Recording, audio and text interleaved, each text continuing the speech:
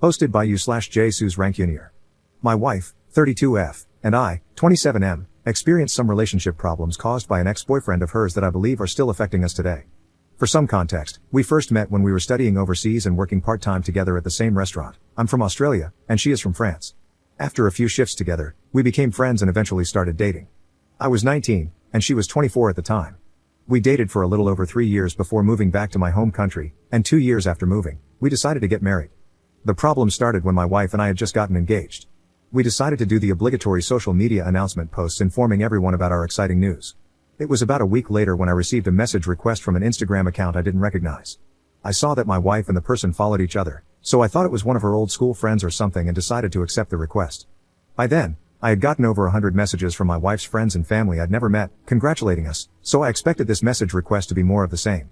Instead of a congratulatory message and an introduction as to who they were, I was sent a bunch of screenshots of messenger chats that were in French and a message that followed, saying that I should read these conversations to know how my fiancé is. I felt something was a bit off, but still believing this person was a family member or friend of my wife whose English wasn't very good, I decided to translate the screenshots to be able to respond to them. Naively, I translated them, thinking they'd just be some cute messages, only to read conversations between two people. The topics included recounting intimate encounters, the intimate acts they had performed, boyfriends, and how inferior Asian guys are to white guys. I am Asian, by the way. I sent a message back to the person asking who the messages were between. They replied, saying it was my new SLT wife, and sent 3 explicit videos. I was in shock, and immediately, thoughts that she had cheated on me filled my mind. After sitting for a while and trying to comprehend what had happened, I decided to watch the videos to try to see if it was actually my wife in them. Later that night, after my wife had fallen asleep, I decided to watch the videos, believing there would be no way the woman I had been living with for 5 years could do something like this. But to my disappointment, I confirmed that all the videos were of her. The first 2 videos appeared to feature the same guy, and the third video featured a different guy. To say I was furious was an understatement. I had literally watched the woman I wanted to spend the rest of my life with having intimate acts with not one, but 2 other guys. I decided I needed to confront her, thinking that she had cheated on me with a bunch of other guys. I wanted her to explain to me why she did it. After staying awake through the entire night and not being able to wait anymore, I woke her up at 6 a.m., showed her everything that was sent to me, and asked her to explain what this all was. She immediately started hyperventilating and then began to cry. She kept repeatedly apologizing and begging me not to leave her and was like this for a good 10 minutes. After managing to calm her down, she explained that she never cheated on me, that these videos were taken before we had met, and that she didn't even know they existed. She also tried reassuring me that the messages were between her and her best friend and that they would share everything about their lives with each other. She said the things they talked about were from so long ago that it felt like a different person had written the messages. She kept repeating that the things she said in those messages made her feel deep shame and regret. It was so embarrassing to her that she ever acted and spoke like that.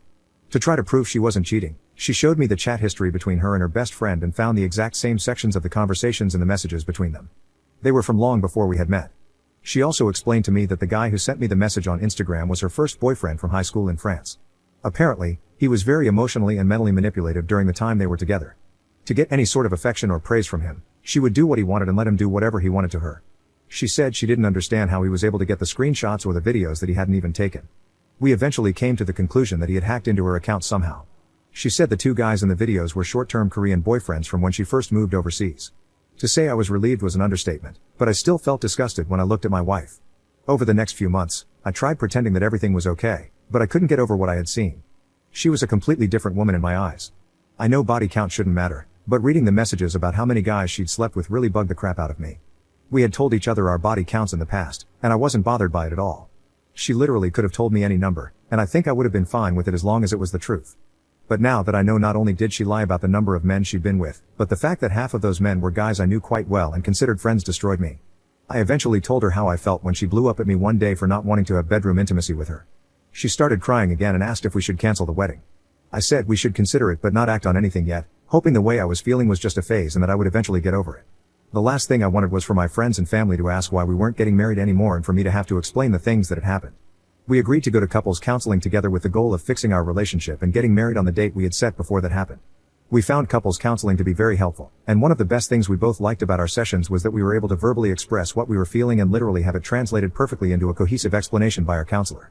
After 10 sessions, we had been given a list of strategies to use together to mend our relationship, and I had been referred to a psychologist for some private sessions that were super beneficial. At this stage, everything was almost back to how it was before I was sent the messages, but I honestly never quite felt the same or trusted my wife again the way I used to. We did end up going through with the wedding, believing that my wife's past shouldn't affect my feelings toward her and that if we did end up breaking up, it would effectively mean her ex succeeded in his objective and got what he wanted. About a year after our wedding, my wife planned a trip to France to visit family and friends. I was originally meant to go with her but couldn't as I had just been given a promotion and had only been in the position about a month. While she was on her trip, I got another message on Instagram from her ex, saying, "She only likes me," followed by another explicit video of her. After watching for a few seconds, I just assumed it was another old video and blocked him. I planned to show my wife what he had sent but ended up totally forgetting about the whole thing. Fast forward to today. We have been married for almost 2 years now and have a baby on the way. During one of her obstetrician appointments that I attended with her, there was talk of her possible due dates and around what day she would have conceived. While sitting there and listening, I was doing the math in my head and realized something wasn't adding up. The period she would have had to conceive was when she was back in France visiting her family. I stayed quiet and convinced myself that I obviously wasn't calculating correctly because I've always been bad at math. But I remembered what her ex had sent me and had a gut feeling that something was very wrong. Eventually, my insecurities got the better of me, and I ended up watching the video he sent, trying to find any clues about when it was taken. Unfortunately, I concluded that the video must have been taken at some point when we were together, as I could see a distinct scar that she had given herself by waxing when we were on our honeymoon. After thinking about this for a while, I've decided not to confront her with what I know. I'm not going to ask friends or family for support. I'm not going to go to counseling. The fewer people that know, the better. I don't think I can live with the shame of people knowing that my wife is giving birth to another man's child. I'm going to wait for the baby to be born to see if it is mine before I make any final decisions. Thank you, everyone, who read everything I had to say. I really needed to get this out, and not being able to tell anyone what I was going through was driving me insane. Edit. I've had a few comments questioning the timeline. Our wedding was in September 2022. Her trip to France was in mid-December 2023, and she was there for about 5 weeks. The due date for the baby is in late September 2024. Update 1 month later. First of all, I would like to thank everyone who commented with advice, as well as those who criticized my thoughts and actions. Reading multiple perspectives about my situation helped open my narrow view and, I think, gave me a more balanced perspective. I'm not sure how I should write this update since there's so much information that was dropped on me, and I'm not sure how to put it into words. It honestly feels like my life was pulled out from under me, and I don't know how to comprehend it all at the moment. A lot of people criticized me for not telling my wife about the latest video, and many of you also suggested that I check the EXIF data to see what date the video was created. Following everyone's advice, I did both. First, I checked the metadata to see the creation date, which showed it was taken on January 1, 2024, at 1:18 a.m. It was sent to me on January 6, 2024. I kept in mind that people were saying metadata can easily be edited, so I didn't take the new information too seriously, even though it appeared to be a relatively recent video. After seeing the metadata, I sat her down on the couch to tell her about the video.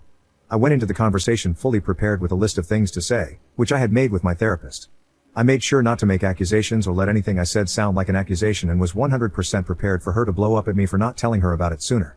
My therapist gave me a guide on how I should deliver the information and how I should attempt to give her back control of the situation, by offering to show her the video, letting her watch it on her own, and deleting it in front of her when she was ready. I started by saying that I had received another explicit video from her ex and when I received it. Then I explained why I didn't tell her immediately after receiving it or after she got back from her trip. After giving my explanation, I asked her if she wanted to see the video, and she said yes. So I gave her my phone, and she pretty much immediately started the video as soon as I handed it over, which didn't give me a chance to get up and leave the room to let her watch it on her own. As soon as I heard the audio from the video, I immediately stood up and was turning to walk to a different room when she grabbed my pant leg and started profusely apologizing. I said there was nothing to apologize for since this was from before she met me, and that I should be the one apologizing to her for keeping it from her. She asked me why I decided to tell her now, and I told her the truth about my concerns regarding the due date and how it didn't quite make sense in my head. That's when she lost it. She grabbed my hand and kept saying it was a mistake, and that she wasn't thinking straight because she was drunk. My heart just dropped, and I knew instantly what she meant by her repetitive ramblings. I told her to tell me exactly what happened or I'd leave immediately. Long story short, she cheated on me when she went on her trip to France with her ex, the one who was sending me the screenshots and videos. They ended up hooking up after catching up at a New Year's Eve party they both attended. They're from a small town in central France with a population of only a few thousand. Apparently, they had seen each other at the local supermarket a few days after her arrival in her hometown. My wife and her ex are from the same friendship group, they went to the same kindergarten, primary school, middle school, and high school, which is how they ended up at the same New Year's Eve party. She also told me that her ex had admitted to hacking into her Facebook account to access the videos she had shared with her other exes. Although calling what he did hacking makes it sound quite sophisticated, she hadn't changed her password since high school, and he still knew it when he gained access to all her accounts. So effing dumb.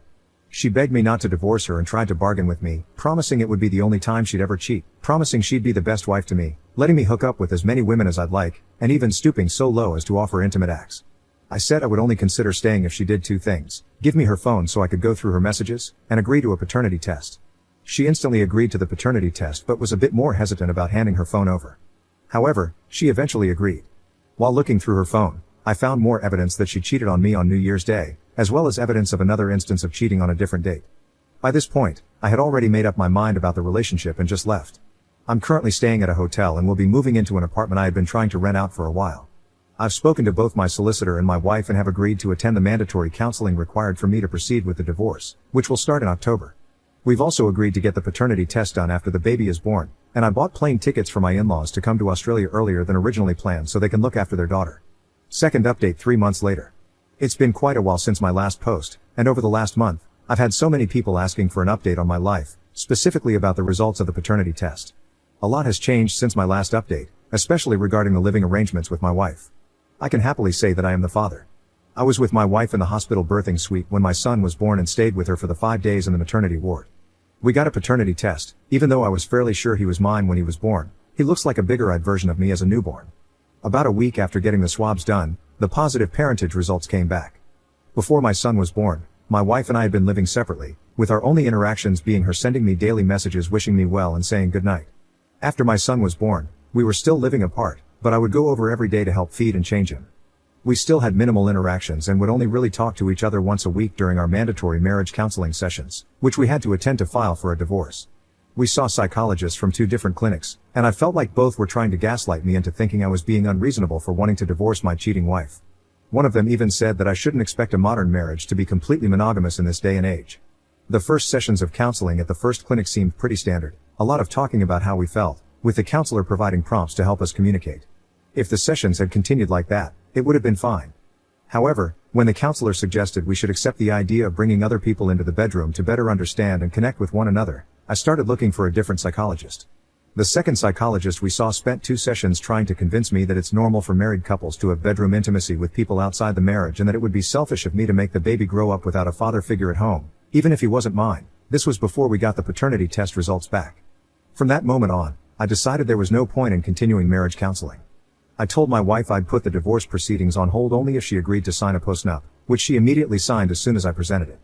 My plan is to wait a year before filing for divorce without any restrictions or the mandatory marriage counseling. At least now my assets are somewhat protected. Currently, I have moved back in with my wife, but we are still sleeping in separate rooms.